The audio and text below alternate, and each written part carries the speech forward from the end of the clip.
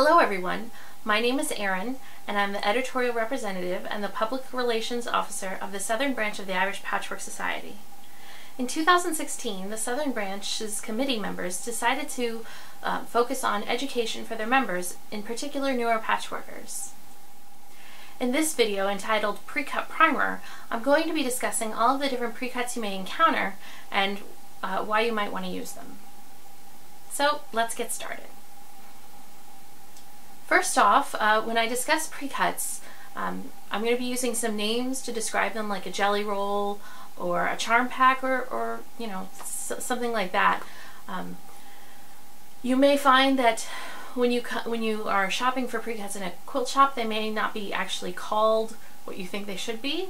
That's mainly because a lot of these names are from one company that have kind of been used for multiple companies' products. So you may find it under a different name, but always there should be a label which will tell you exactly what you're going to be buying. So just keep an eye out for that.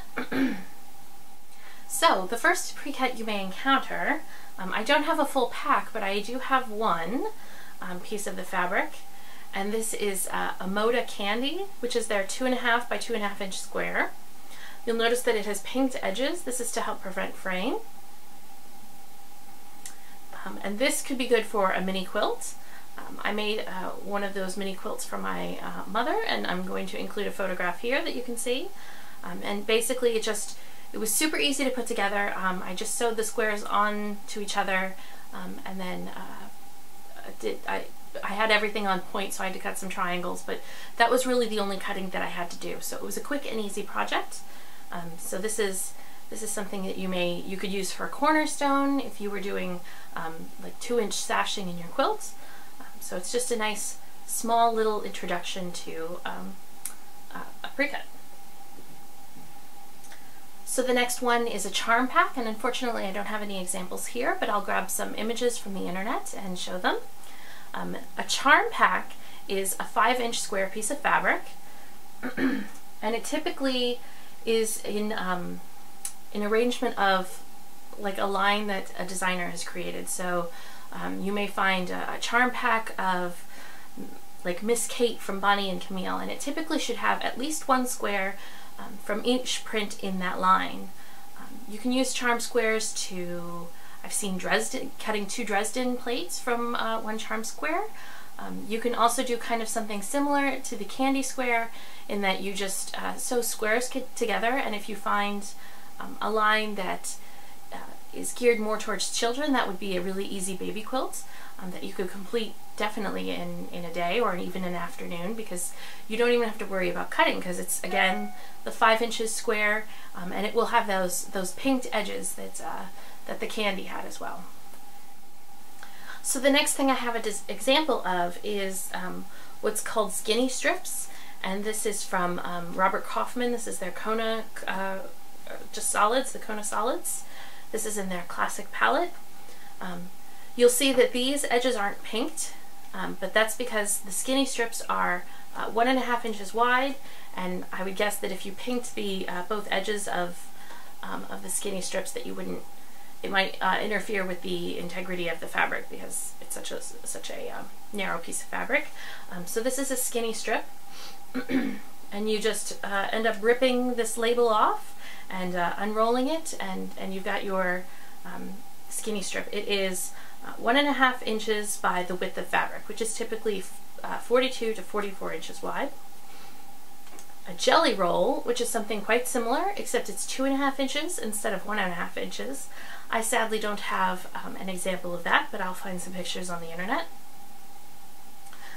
Like a charm pack, a jelly roll typically has a collection from one designer, and when they create their line, it's typically about 40-ish prints or different fabrics in their line, and a jelly roll should include at least one each of those lines. Again, this is a skinny strip, and jelly roll is 2.5 inches wide rather than 1.5 inches wide. But again, always look for the label. It will tell you, this tells you that it's Kona cotton, that the colorway is the classic palette, It has 41 strips, and it's a total of 1.6 yards of fabric.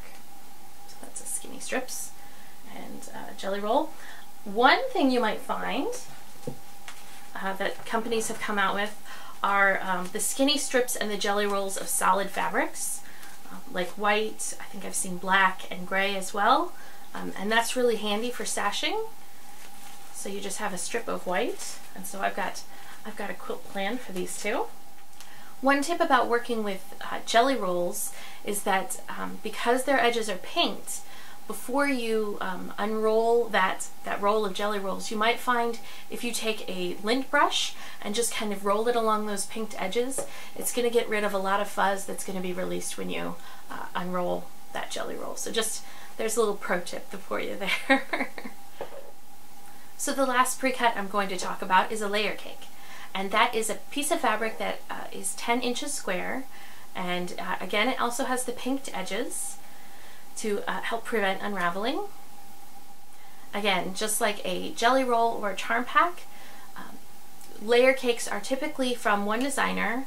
When they put out their line, it will have at least one square of every print that is in that current line that they have. You could, again, sew the layer cake together just as the 10 inches squares and make a really fast quilt that way.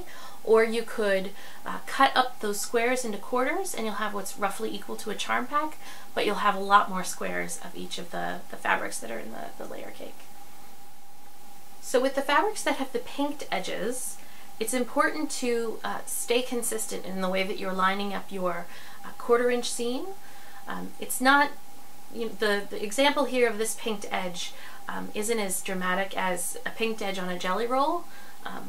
There's typically about 5 millimeters difference between the pinked edges. So you need to stay consistent when you line up your fabrics for sewing. And it's best not to trim those off, just because you may run out of fabric, you know, the size of the fabric that you need, if you decide to trim those off. So another pre-cut you may come across is a fat eighth. This is the remainder of the fat eighth pack that I used to create our 2015 block of the month. If you'd like to see the quilt for that and the directions, go to our website at www.ipscork.com. And let me get a nice bright fat eighth here. So this is a pre-cut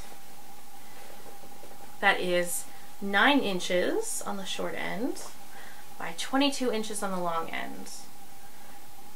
And again, it comes in a pack, and typically if it's a pack of the entire line, it will include at least one print from that designer's collection.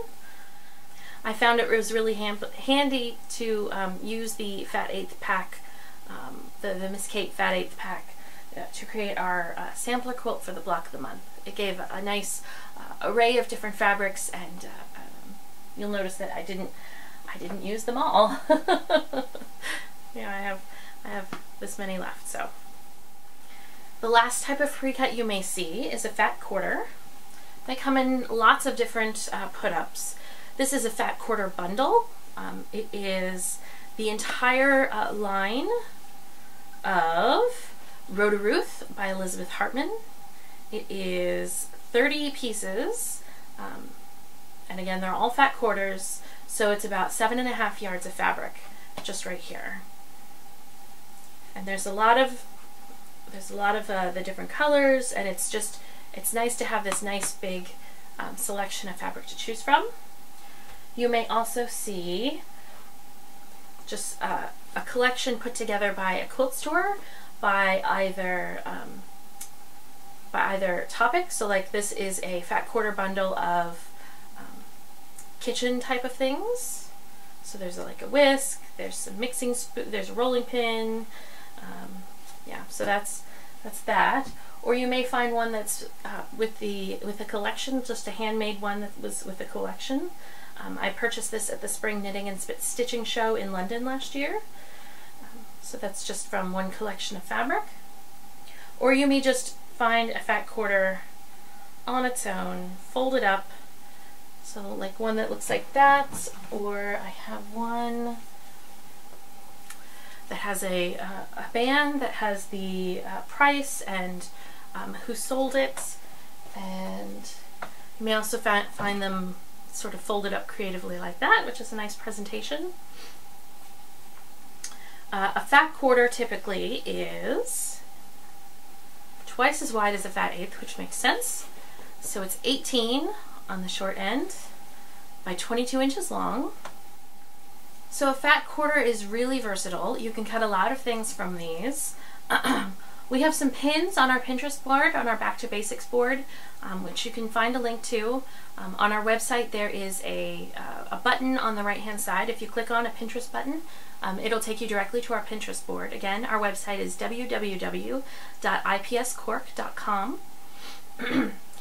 We've got a pin there that will tell you how many squares that you can cut from just one fat quarter, and if you'll forgive me for looking over for reference, you can cut anywhere from 6 6.5-inch squares to 16 4.5-inch squares, or 99 2-inch squares from one piece of fabric, which is kind of nice to know. I know I've referenced this chart a fair amount of times to figure out how many squares I could cut. There's also a chart like that for a fat eighth as well, which I will pin to our board. I have that one on my personal board, but I'll pin it to our board. So I hope that this pre-cut primer has helped demystify some of the pre-cuts that you may find out there. If you have any questions, please send them along to me. We are corkips@gmail.com, and if you have any suggestions for future videos, please send them along there as well. Again, my name is Erin, and I'm the editorial representative and the public relations officer, and I shall see you next week. Bye.